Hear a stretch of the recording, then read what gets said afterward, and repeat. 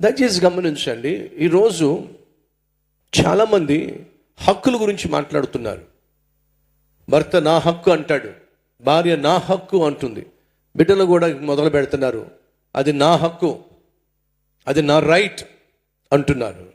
ఒక నిమిషం, ఈ తప్పిపోయిన కుర్రవాడు అనగా ఆఖరి వాడు వచ్చి నాన్న నా ఆస్తిలో నాకు రావాల్సింది అది నాది కనుక దాన్ని పొందుకునే హక్కు నాకు ఉంది కనుక నా ఆస్తి నా హక్కు ప్రకారం నాకివ్వు అన్నప్పుడు డాడీకి కూడా హక్కు ఉంది కదండి.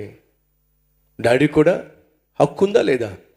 ఆ ఆస్తి ఇవ్వాలా వద్దా నిర్ణయించే హక్కు డాడీకి ఉందంటారా లేదంటారా?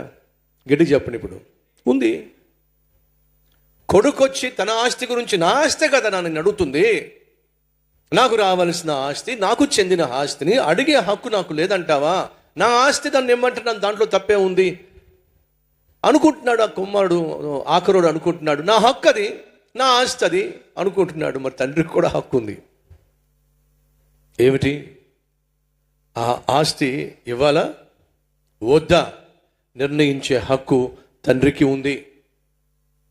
కానీ ఈ రోజుల్లో పిల్లలు, ఆ రోజుల్లోనూ ఈ రోజుల్లోనూ పిల్లలు అమ్మ నాన్నకు ఉన్న హక్కుల గురించి ఎవరు మాట్లాడట్లా. అర్థమవుతుందా? ఇప్పుడు అమ్మ నాన్న హక్కుల గురించి ఎవరు మాట్లాడట్లా. 18 సంవత్సరాల వయసు దాటిందట, ఇప్పుడు నేను మైనర్ని కాదు నేను మేజర్ని, సొంత నిర్ణయాలు తీసుకునే హక్కు నాకుంది. డాడీ నేను చిన్నపిల్లడిని ఏం కాదు, ఇప్పుడు నా వయసు 21 years వయసు డాడీ, ఓటు హక్కు కూడా నాకు వచ్చేసింది డాడీ, దేశాన్ని పాలించేటటువంటి ప్రధానమంత్రిని నిర్ణయించే హక్కు నాకు వచ్చేసింది డాడీ, నేను చిన్నపిల్లని అనుకుంటున్నావు ఏమిటి? సో నాకున్న హక్కును బట్టి అడుగుతున్నాను. సో ఈరోజు బహు జాగ్రత్తగా పరిశీలించాల్సింది ఏమిటంటే హక్కుల సంగతి. కొడుకు అంటాడు నా హక్కు అంటాడు, మరి నాన్నకు అమ్మకు కూడా హక్కు ఉంది కదండి. వాళ్ళు కన్నారు, ప్రేమతో పెంచారు, పెద్ద చేశారు, ప్రయోజకుడిని చేశారు. అంత చేసినటువంటి తల్లికి తండ్రికి ఆ కొడుకు మీద హక్కు లేదంటారా? కూతురు మీద హక్కు లేదంటారా? వాడి జీవితంలో జరగాల్సినటువంటి శుభకార్యాల్లో, ఉద్యోగ విషయంలో కావచ్చు, వివాహ విషయంలో కావచ్చు, వాళ్ళ జీవితంలో జరిగేటటువంటి శుభకార్యాల్లో కావచ్చు, అమ్మ నాన్నకు ఒక మాట చెప్పే హక్కు లేదంటారా? సలహా ఇచ్చే హక్కు లేదంటారా? వాళ్ళు మంచి చెడు చిన్నప్పటి నుంచి వాళ్ళే కదా చూసుకుంది. మరి వారి వివాహ విషయంలో మంచి చెడులు చెప్పే హక్కు అమ్మకి నాన్నకి లేదంటారా? ఉందంటారా లేదంటారా? ఉంది. కానీ ఇప్పుడున్నటువంటి జనరేషన్, ఇప్పుడున్న పిల్లలు ఏమంటున్నారంటే మాకు అవసరం లేదు అంటున్నారు. ఎవరిని పెళ్లి చేసుకోవాలో, దేన్ని పెళ్లి చేసుకోవాలో అమ్మ నువ్వు చెప్పద్దే, నాన్న నువ్వు చెప్పాల్సిన అవసరంలా, మాకు తెలుసు ఎవరిని పెళ్లి చేసుకోవాలో, ఎంతమందిని పెళ్లి చేసుకోవాలో. అది ఈరోజు ఉన్నటువంటి వ్యవహారం. తమిళలో చెల్లెలు నీ హక్కు గురించి నువ్వు మాట్లాడుతున్నప్పుడు వినో, నిన్ను కని పెంచి పెద్ద చేసిన తల్లికి తండ్రికి కూడా బోల్డ్ అంత హక్కు ఉంది. అది మర్చిపోకండి. నీకు 1% హక్కు ఉంటే అమ్మ నాన్నకి 99% హక్కు ఉంది. ఎందుకని నువ్వు పుట్టినప్పటి నుంచి చదువుకుని, చదువు ముగించి, ఉద్యోగం సంపాదించేంత వరకు వాళ్ళే అన్నం పెట్టారు, వాళ్ళే పోషించారు, వాళ్ళే చదివించారు, వాళ్ళే ఫీజులు కట్టారు, వాళ్ళే నీకు రోగం వస్తే హాస్పిటల్కి తీసుకెళ్లారు. సహోదరి సహోదరులు దయచేసి గమనించండి. హక్కు హక్కు హక్కు అని చెప్పి అమ్మ నాన్నకు వ్యతిరేకంగా తయారయ్యేవాళ్ళు, పెళ్ళై నీకు 30 సంవత్సరాలు వచ్చినా సరే ముందుకు పడ్డావనుకో, జ్ఞాపకం వచ్చేది పెళ్ళాం అండు. ఏమంటాడు చెప్పండి? ఎందుకని?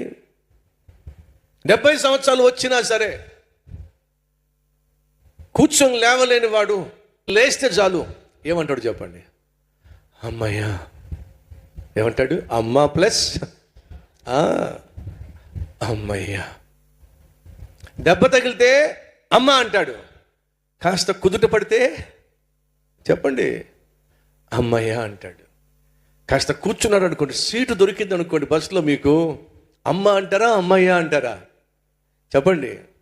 కష్టం వస్తే అమ్మ, నువ్వు సుఖపడ్డావంటే అయ్యా, కాబట్టి ఎప్పుడైనా సరే కష్టం వచ్చినప్పుడు అమ్మ అంటాం, సుఖపడినప్పుడు అమ్మ అయ్యా అంటాం. అంతేగాని పెళ్ళాం, మొగుడు, అత్త, తాత ఇవేవి రావండి. తమ్ముళ్ళు, చెల్లెళ్ళు, నీ జీవితంలో సహోదరి సహోదరులు, నీ జీవితంలో అమ్మ అయ్యా అనే పదం చచ్చిపోయేంత వరకు ముడిపడిపోయిన బంధం. కాబట్టి అది వద్దనుకున్నా కాదనుకున్నా, అమ్మ నాకొద్దు, నాన్న నాకొద్దు, నువ్వు ఎక్కడికి వెళ్ళినా సరే కష్టం వస్తే నోట్లోంచి వచ్చే మొట్టమొదటి మాట ఏమిటి? అమ్మే వస్తుంది.